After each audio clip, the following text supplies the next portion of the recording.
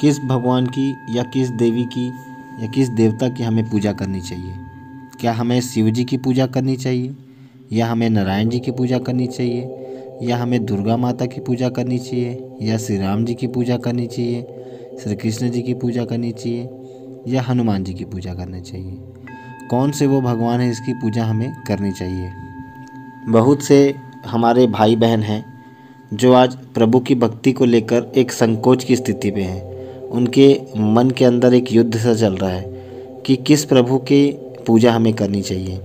आज हम किसी सत्संग या प्रवचन में जाते हैं, किसी गुरु के महात्मा से यह सुनते हैं कि इन भगवान की पूजा करने से जल्दी कार्य होता है, या इन भगवान की पूजा करने से आपके कार्य सिद्ध होने लगेंगे।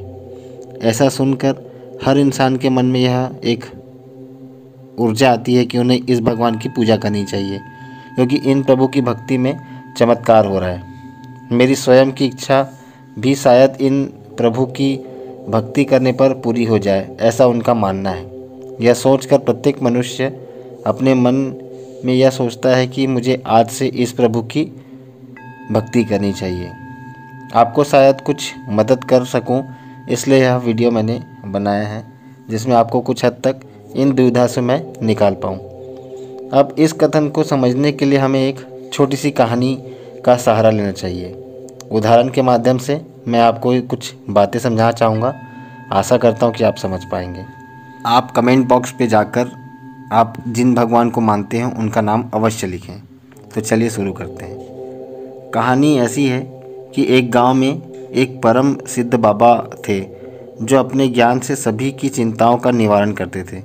तभी वहाँ कुछ संख्या में अंधों की टोली वहाँ पहुँचती है और उन बाबा से अपने सवाल को पूछती है। अंधों की टोली ने बाबा से प्रश्न पूछना शुरू किया। उन्होंने बाबा से पूछा कि बाबा जी, गाय कैसा होता है? सुना है गाय की सेवा करने से मुक्ति मिलती है। हमें भी गाय के बारे में जानना है। वो दिखते कैसे हैं, वो कैसे स्वभाव के हैं? तब बाबा जी ने उन्हें गाय के विषय में जानकारी देने के लिए एक वहाँ आश्रम से गाय को मंगवाया और उन अंधों की टोली को कुछ देर गाय के साथ समय बिताने को कहा। अब अंधों की टोली गाय के साथ समय बिता रही थी और बाबा वहाँ से चले गए। कुछ अंधों ने गाय के पास जाकर उनके बारे में जानने के लिए और गाय को स्पर्श करने लगे। ऐसा करने के कुछ समय बाद बाबा जी वहाँ वापस आए और उन्होंने अंधों की टोली से उनके गाय के साथ बिताए हुए समय के बारे में पूछना शुरू किया और उन्होंने पूछा कि आपने गाय के साथ रहकर क्या सीखा।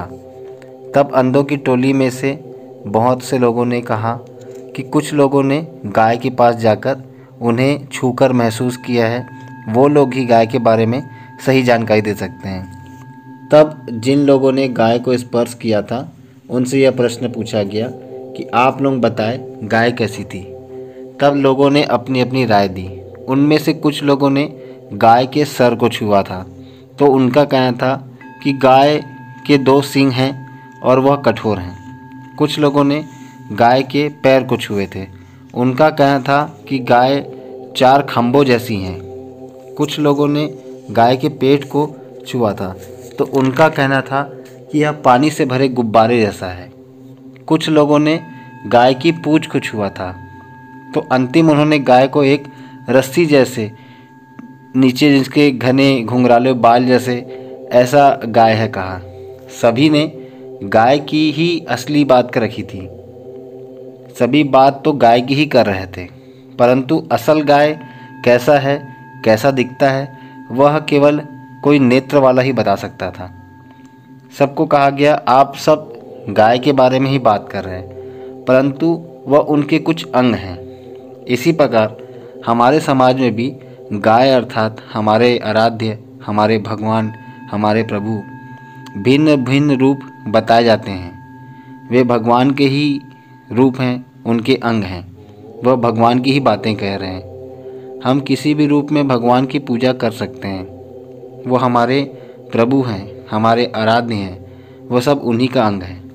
बाबा जी के इस बात से आप यह तो जान चुके हैं कि आज आप जिस भी भगवान, जिस भी आराध्य की पूजा कर रहे हैं, दरअसल आप उन्हीं भगवान की पूजा कर रहे हैं। आप किसी रूप में कर रहे हैं, कोई और किसी रूप में कर रहे हैं, पर आप अपने भगवान की ही पूजा कर रहे हैं। तो किसी भी रूप में आप अपने भगवान को पूजिए, भजिए, उनका नाम लेते रहिए। आपको वह अपना आशीर्वाद किसी न किसी रूप में देते रहेंगे। हमारी वीडियो अच्छी लगी हो तो हमारे चैनल को इसी प्रकार और प्यार देते रहें। राधे राधे।